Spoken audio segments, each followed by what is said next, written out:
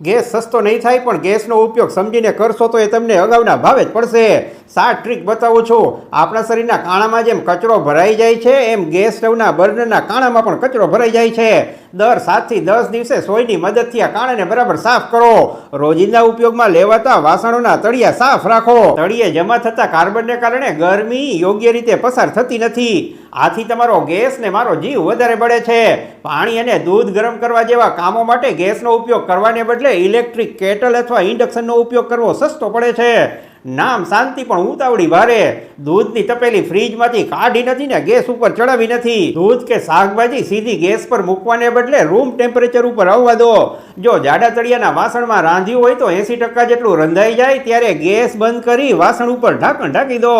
વાસણની અંદર રહેલી ગરમીમાંથી જ બાકીની રસોઈ પૂરી થઈ જશે. કુકરનો ઉપયોગ કરતી વખતે પહેલી સીટી વાગે ત્યાં સુધી ગેસની આંચ ફાસ્ટ રાખો અને ત્યારબાદ સાવ ધીમી કરી દો. કુકરમાં જમા થયેલું પ્રેશર જ બાકીનું જમવાનું પકાવી દેશે. દાળ, મગ, મઠ, ચણા હંમેશા 5-6 કલાક પલાળીને રાંધો. તમારા ધણીના પોતિયા પલળી ગયા. બાયું તમે હવે તો કઠોળ પલાળીને રાંધો. નમસ્કાર.